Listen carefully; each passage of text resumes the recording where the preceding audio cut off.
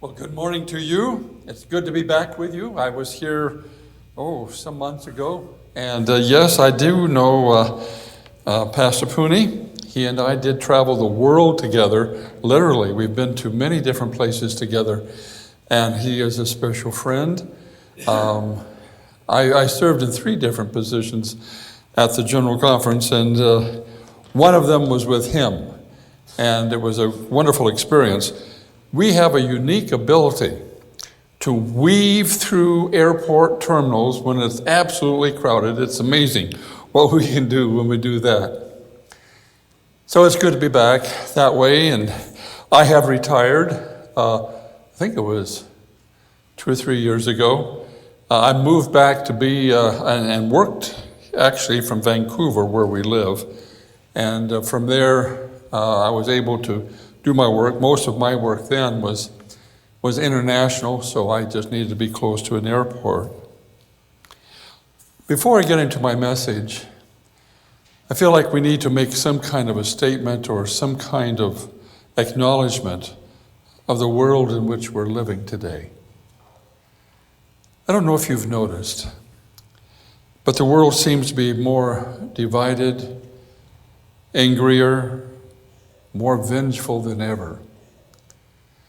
I certainly have noticed that, and I just want to draw your attention to how I think we need to be careful living in a world that is like this.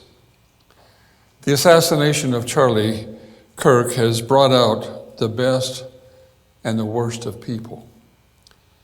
Some are mourning while others are rejoicing. Some are praying while others are cursing. We're experiencing a significant transition in our world. In this time of uncertainty and violence, Christians must be careful. Even within our own church, there can be division over political issues. Have you noticed that? I noticed that when I came, and I was looking for a church where we might settle down. And I remember walking past in one church some people who were talking. And I remember them saying, "Oh yeah, and Wilson and his Gestapo." Well, they were referring to Elder Wilson, the General Conference president, and I just so happened to be his assistant. So that made me part of the Gestapo. And I thought, how sad. How sad. And leaders will come and go, and sometimes we're very positive about them, and sometimes they have things that aren't so good. And that can be. But how we speak about that is also very important. This morning I found a statement by Ellen White that says, "We have no battles to fight in the political world. Our citizenship is in heaven. The Lord calls upon them to stand as separate and peculiar people. He would have no schisms in the body of believers. His people are to possess the elements of reconciliation." The book Final Events, page 478. So I'm not accusing you of anything. I'm just saying that when we, and the theme for this month, as Pastor Pooney told me, is the mission of the church. And we must not be distracted from that. There will be things that we don't like in the world, but let's be careful that we don't so segment ourselves with one side or the other that we can no longer reach all sides. Because our message must go to everyone, and that's important. Some of you may not have heard of Adventist Possibility Ministries. Anybody hear of Adventist Possibility Ministries? Oh, may she be sainthooded. So, it's one of the fastest growing ministries in the General Conference.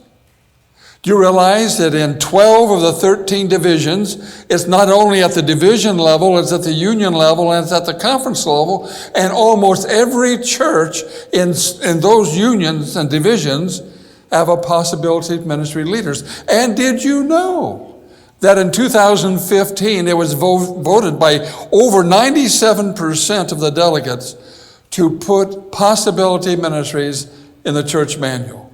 Did you know that? North America is the only division. There are 13 divisions, and it's the only division that has not recognized that ministry. Now, they call it something different. They call it disability ministries, but possibility ministry is much bigger than simply disabilities, but it includes that. And I'm going to tell you why we changed the name. I was assistant to the president.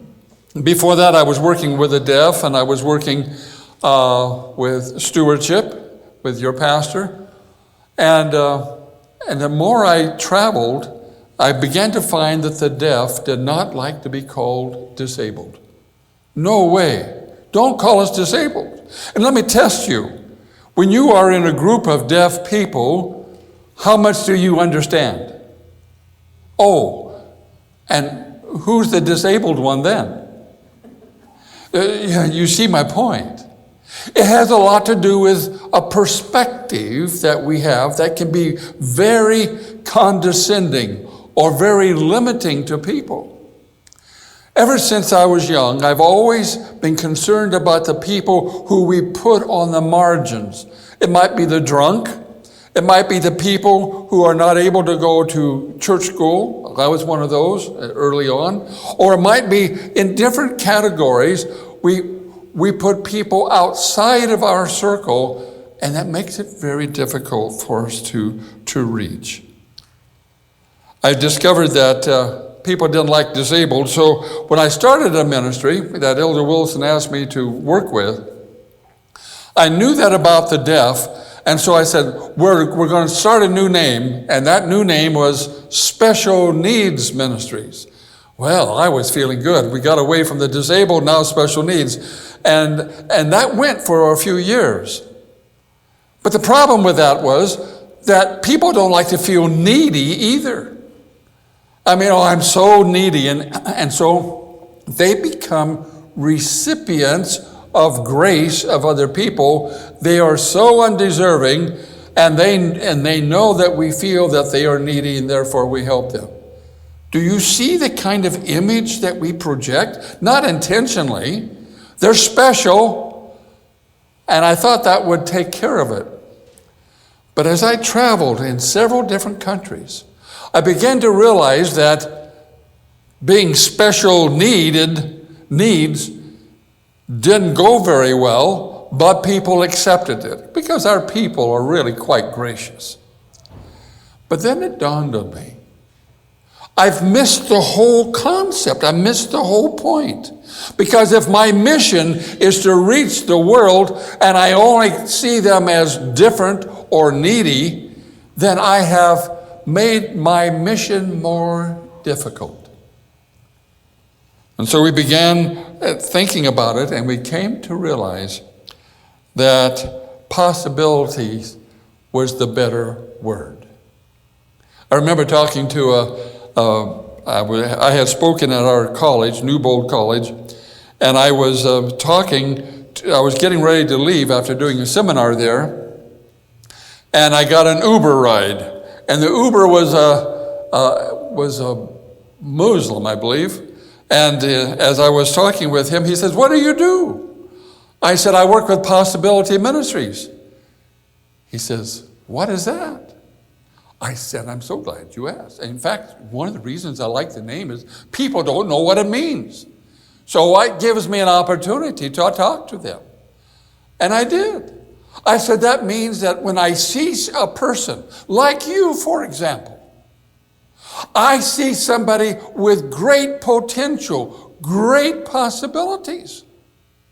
And I said, I believe that God has given you a special ability, special plan that you may not even know about yet. But you are needing to give an opportunity so that those abilities can flourish. He said, really?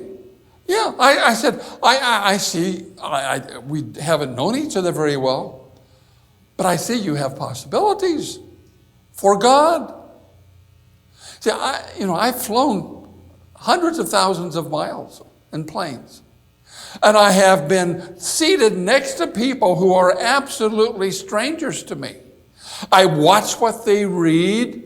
I'm watching to see what emphasis they might find of special interest in their life for whatever reason. And then I strike a conversation with them. You would be surprised. In business class, I only got business class when I was moved up because of miles. But I did sometimes ride with those people. But sometimes I was in economy class. It didn't make any difference. But when you think of people as having possibility, it opens the conversation. You begin affirming people, not questioning them. What do you believe about this? You begin talking to them about their possibilities, what God has done for them and what God has done for you. And the horizon begins to open, and we begin to see things so differently. It affirms that every person is made in the image of God, whether they can see, hear, walk, or talk. You see, they have all been created in the image of God, even if they can't hear. So many stories come to mind right now where that was a revelation to these people. What? I'm created in the image of God if I can't hear? If I can't talk? If I can't see? Absolutely. We're all created in the image of God. That means we begin to listen for understanding in different ways. We'll talk about what the 7 different ministries under the umbrella of Possibilities Ministry is. I'll talk about that a little bit later, but right now you need to know that in that group, I also added those who are bereaving, the spousal loss. You know, the Bible talks to us about taking care of the widows and the orphans. So why don't we as a church? Well, we do. That's what Possibility Ministries is. And we begin to recognize that our ministry begins to unfold when we begin to know that we are a compassionate church. And so we see some new things. So as you can imagine, with that kind of ministry, I was traveling around different places. One of those places I went to was a place called Nigeria in Africa. Well, there was responsive reading. I didn't know it was planned for me to do that. Because of time, I'm not going to do that. I had planned to do. I thought it would be done earlier, but we won't do that today. So the title of the sermon is, her name is Possibility. And possibility, let me tell you how that happened. I was in Nigeria, and I was speaking in different places, and I came to this school.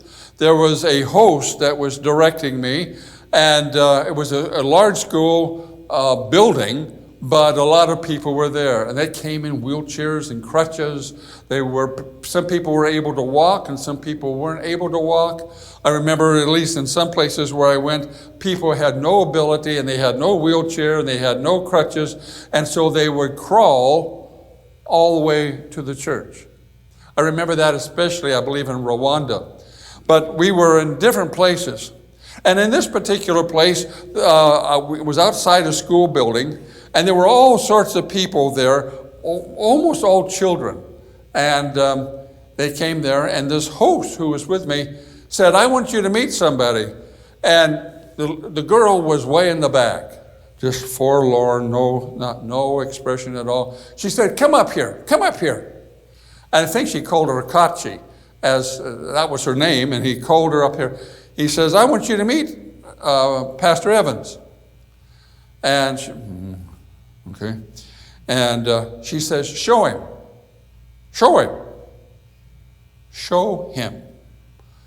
So she had to pick up her dress and showed me, and there on her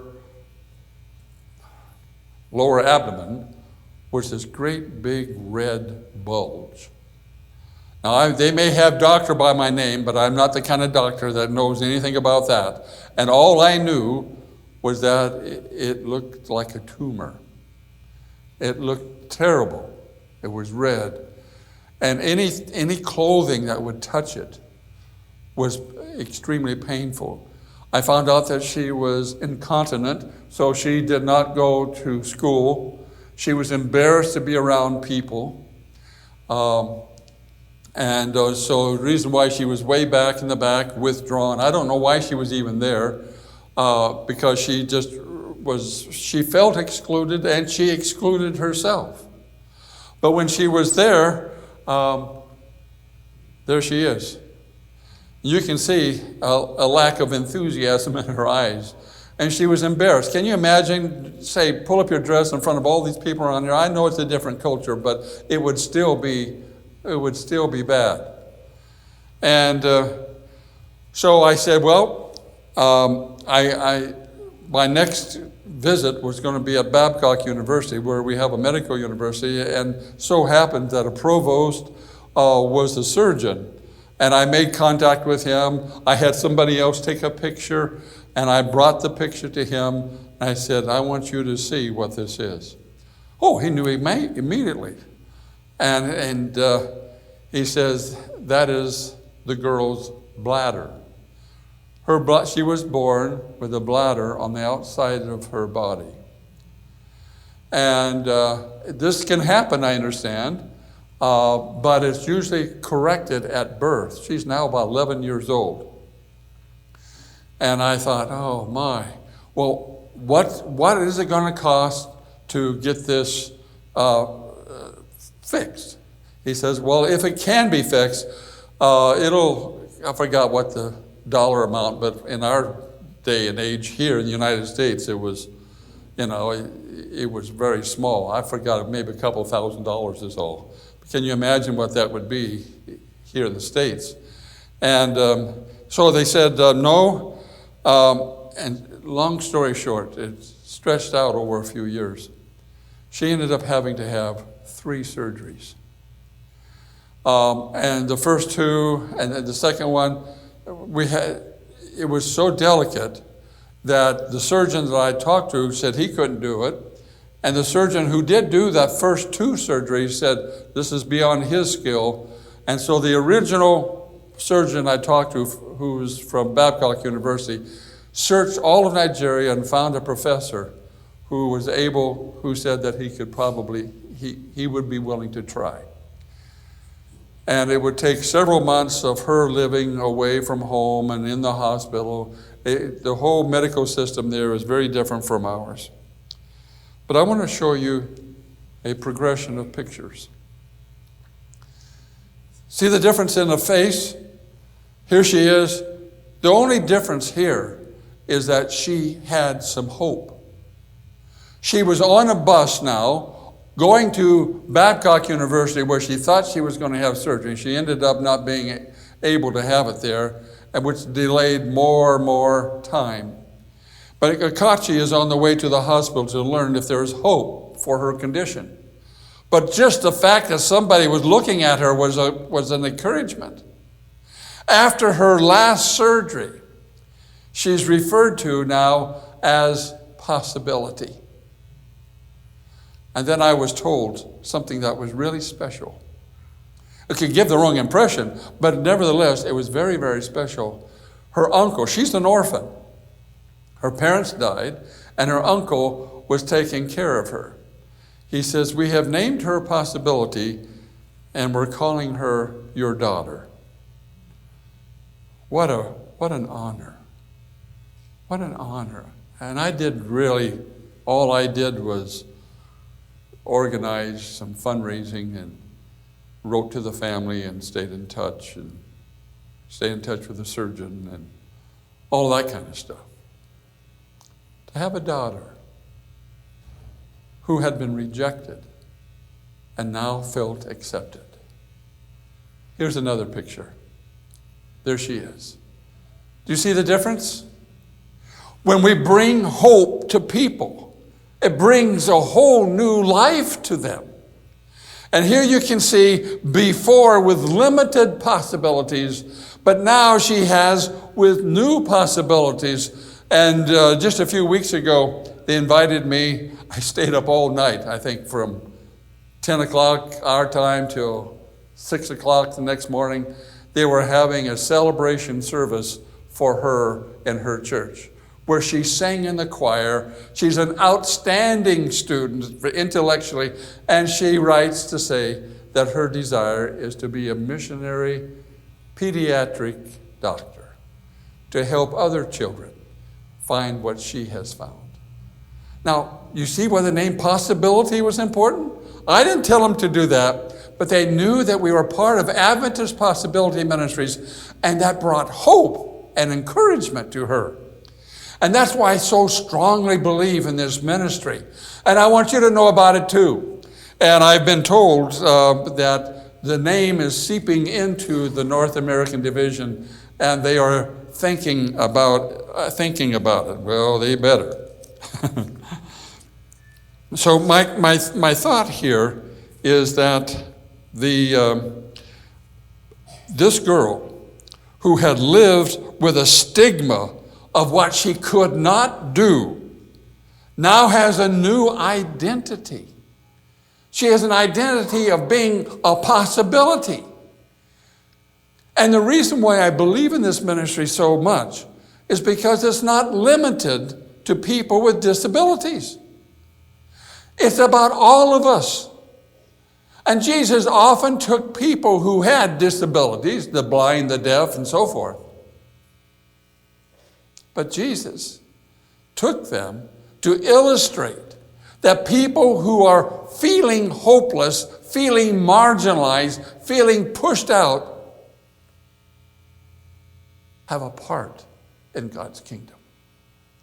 And Jesus gave them a hope that transformed their life into something different. And they began to realize that a new life in Jesus brought a new life in general. Over and over again, people with disabilities have had their possibilities underestimated. Something had to be done. Something had to change. And while there is nothing wrong with the word disability, we changed the name to Possibility to change the way we think about them from day one. But not everyone. Not everyone's healing is physical. So often, it is also an emotional and a spiritual healing that is needed. Think of the woman in Mark chapter 5 who touched Jesus' garment. 12 years of bleeding, yet Jesus called her his daughter. He not only stopped the bleeding, but he had also restored her sense of dignity.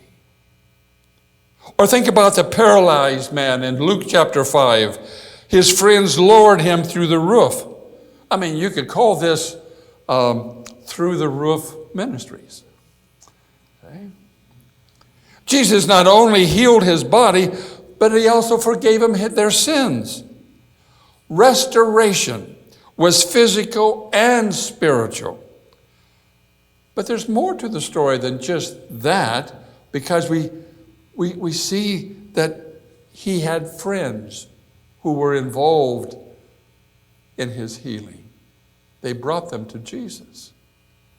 Isn't that what the mission work of the church is? Bringing people to Jesus? And that's where they find the healing. There's also the man in Acts 3 who was lame from birth.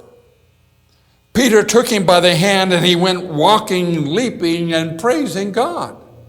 See, when somebody finds hope and they are transformed, they want to tell others about it. And that's how the church grows exponentially.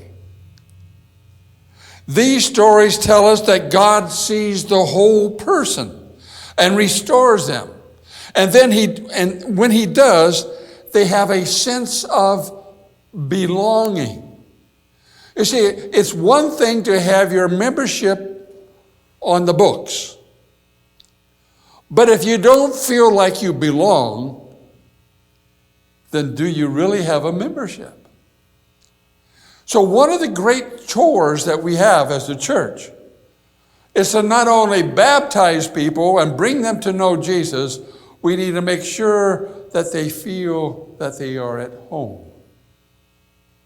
And home means that they feel included, not just noticed, but that they begin to feel like they are included. Paul reminds us in Romans chapter 12 that every member of the body of Christ has a spiritual gift.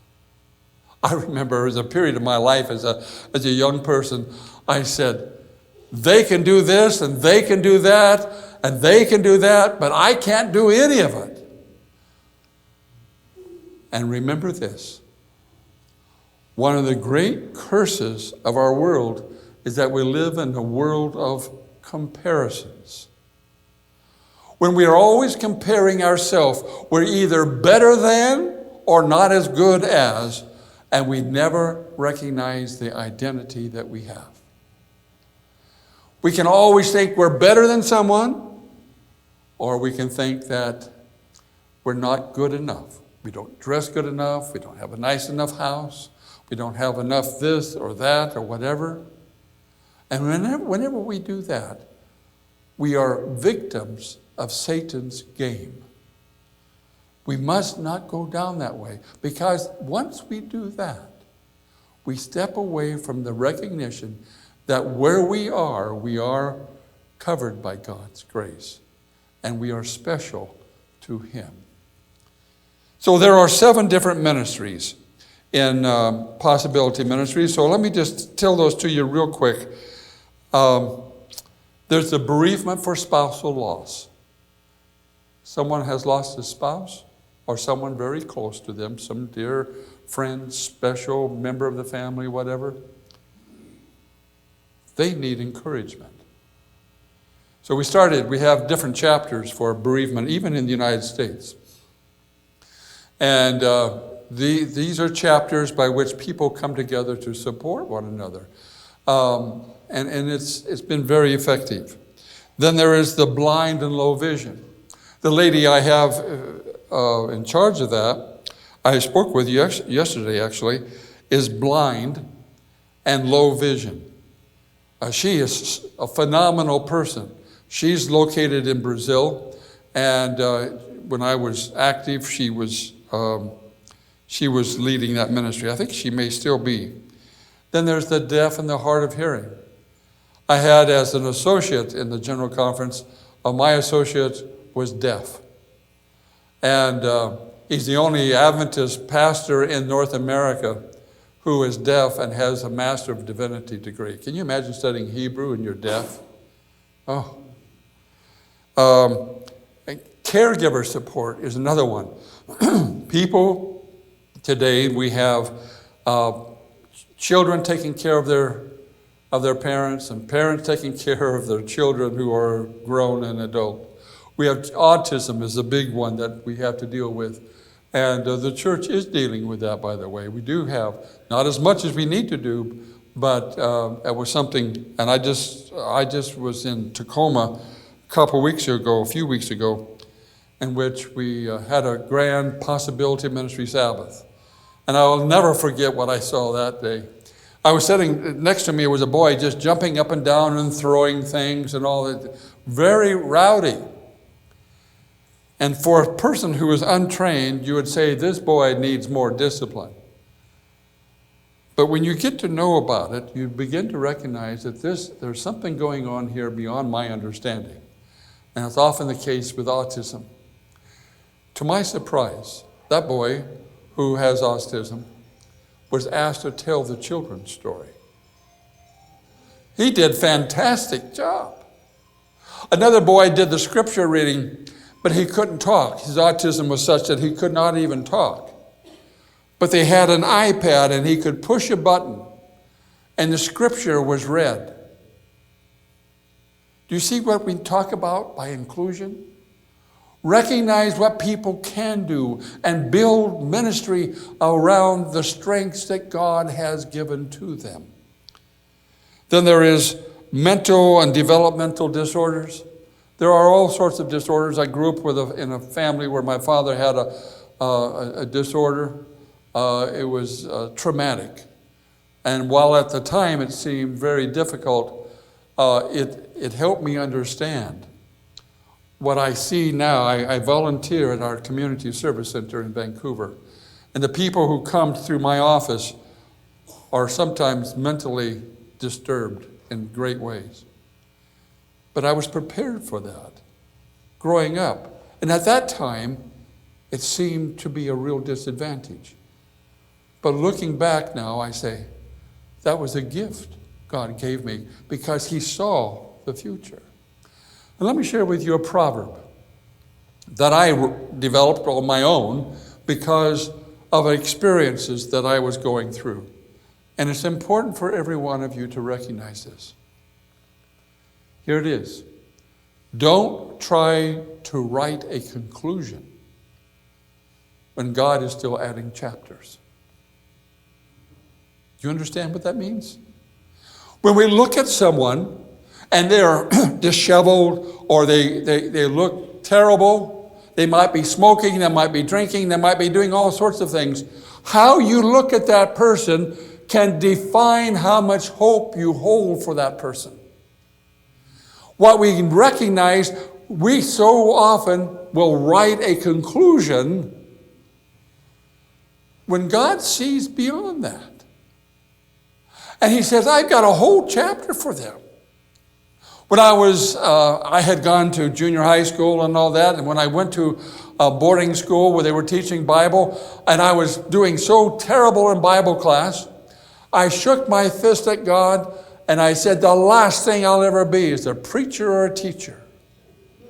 Well, it will be. Because God did not put a period where I was at that point in my life. He put a comma, or a pause, where grace was given a chance to work. And when I was working, when I was struggling with Bible class, God knew that someday I would be an advisor for doctoral students. But you wouldn't know that back then. And that doesn't mean I'm smart. It means that God isn't through with me even yet. And he's not through with you either. So I need to close. But I must read you this one, because this is at the heart of Possibility Ministries. When I read this, I said, whoa. It began to expand. So instead of 1 or 2 disability ministries, we grew to 7. And you'll see why when I read for you from volume 3 of the Testimonies, page 511. It is in the providence of God that widows and orphans, the blind, the deaf, the lame, have been placed in close Christian relationship to his church. This is God's test of our character. They are to find hope within God's church. But she did not stop there. Listen to what else she says. Angels of God are watching to see how we treat these persons who need our sympathy, love, and disinterested benevolence. This is God's test of our character. We must learn to see one another from God's perspective, not from the way society pegs us.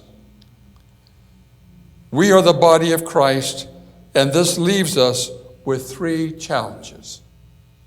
1, first challenge to the church. Will we see people as Christ sees them? Can we call them daughter, son, parent, whatever can we call them? our relationship with them? Can we call them possibility? Is there room for them at the table, at our dinner table, at the table where the church makes its plans? Will we empower them, recognize them as the voice for God to a broken world? Second challenge. To those who feel marginalized, maybe you can't do what you used to do. Maybe you can't remember things like you used to be able to do.